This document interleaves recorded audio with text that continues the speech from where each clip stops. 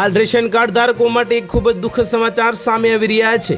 જો તમારી પાસે રેશન કાર્ડ છે તો આ સમાચાર તમારા માટે ખૂબ જ મહત્વપૂર્ણ છે। જણાવી દઈએ કે સરકારે રાષ્ટ્રીય ખાદ્ય સુરક્ષા કાયદા હેઠળ રેશન મેળવતા તમામ આધાર કાર્ડ માટે ई-KYC કરાવવું ફરજિયાત બનાવ્યું છે। ખાદ્ય અને ગ્રાહક સુરક્ષા વિભાગના નિર્દેશ મુજબ જો લાભાર્થી 28 ફેબ્રુઆરી સુધીમાં પોતાનું ई-KYC પૂર્ણ નહીં કરાવે તો તેમને મળતું મફત રેશન બંધ થઈ શકે છે।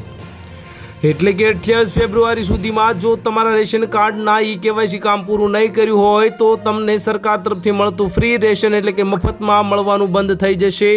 એવામાં ચાલો જાણીએ કે તમે ઘરે બેઠા રેશન કાર્ડનું ई-KYC કેવી રીતે કરી શકો છો। અને ई-KYCનો મુખ્ય ઉદ્દેશ એ છે કે સરકારી યોજનાઓનો લાભ માત્ર સાચા અને પાત્ર લોકો સુધી જ પહોંચે। આધાર વેરિફિકેશન દ્વારા સરકાર નકલી અથવા તો અપાત્ર લાભાર્થીઓને હટાવીને વિતરણ વ્યવસ્થાને પારદર્શક બનાવવા માંગે છે। આનાથી જરૂરિયાતમંદ પરિવારોને તેમનો હક યોગ્ય રીતે મળી શકશે। જો કોઈ વ્યક્તિ ઓનલાઈન પ્રક્રિયા કરી શકતી નથી તો તે તેના નજીકના રેશન ડીલરની દુકાન પર જઈને ई-KYC કરાવી શકે છે। ત્યાં પરિવારના તમામ સભ્યોના આધાર કાર્ડની નકલ સાથે લઈ જાઓ અને ડીલરના ई-પોસ્ટ મશીન પર અંગૂઠો લગાવીને બાયોમેટ્રિક વેરિફિકેશન કરવામાં આવશે।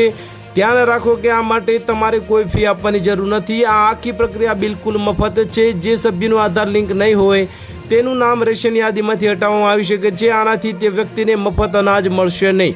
તો હાલ માટે આટલું જ। મળીશું અપડેટ સાથે। જો વિડીયો પસંદ આવતો હોય તો વિડીયોને લાઇક કરી દેજો, ચેનલને સબસ્ક્રાઇબ કરી બાજુમાં આવેલા બેલ આઇકનને દબાવી દો જેથી તમને આવા સમાચારની અપડેટ મળતી રહે।